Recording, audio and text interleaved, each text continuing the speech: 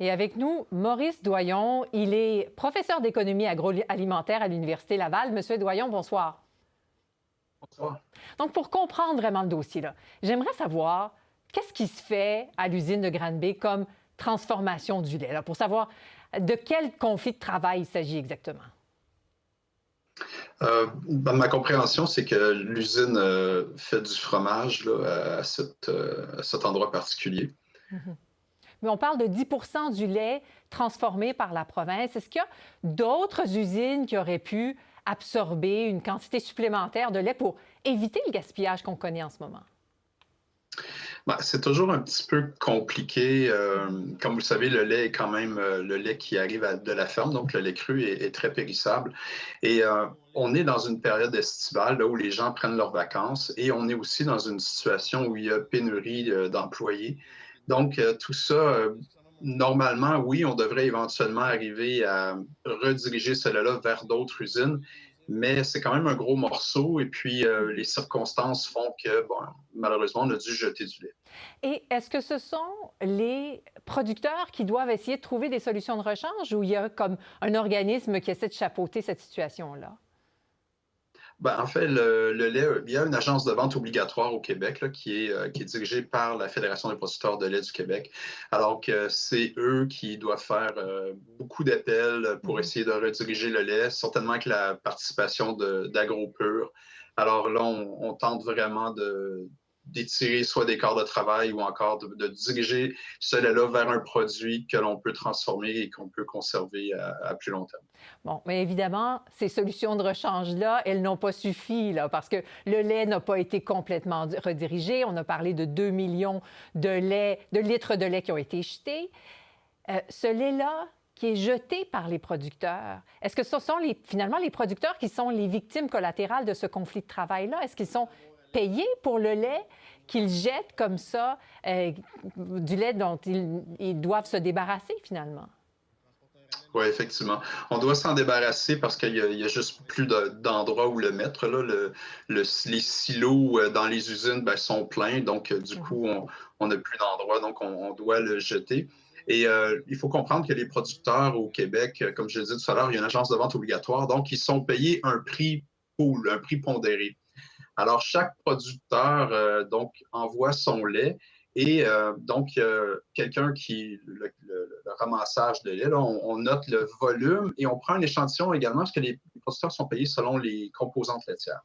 Alors, lorsqu'on doit jeter du lait, comme malheureusement c'est le cas présentement, alors il y a eu, chez le producteur qui a jeté son lait, il y a eu une mesure, on a pris l'échantillon pour savoir quelle est la composante et on va faire comme si ce lait-là allait dans le pool, mais là, le pool va être plus petit et ce producteur-là va être payé. Donc, Mhm. c'est collectivement l'ensemble des producteurs de lait du Québec qui vont subir le coût.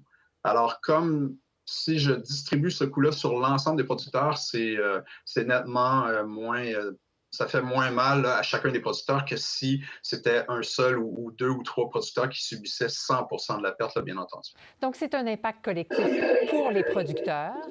Pour les Tout à consommateurs, fait. maintenant, si on retire 10 du lait qu'on offre au Québec, ou là, qui est transformé potentiellement en fromage à l'usine de Granby, est-ce qu'on risque de faire face à des manques sur les tablettes? Ouais. Ben, juste pour, on n'a pas enlevé 10% parce qu'on produit environ 70 millions de litres par semaine. Mhm. Donc là, on a retiré 2 millions de litres Mhm. et ça devrait aller en diminuant à mesure qu'on trouve des solutions. Mais si jamais on devait jeter 2 millions de litres de lait là, à tous les 2, 3 jours, ça pourrait finir par avoir un impact.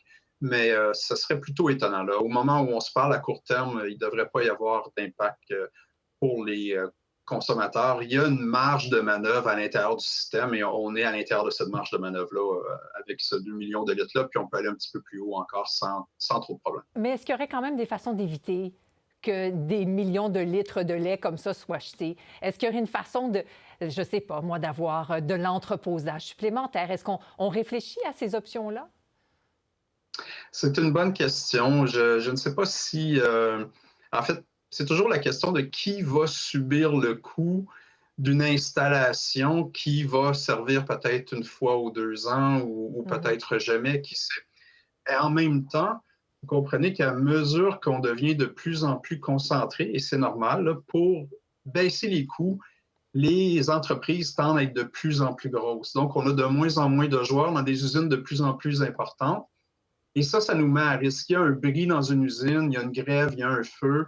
Ben, arrive ce qui arrive présentement. On a vécu la même chose dans le poulet précédemment, là, dans l'année, un peu plus tôt dans l'année, avec Excel d'Or, qui est un très, très important transformateur de poulet au Québec.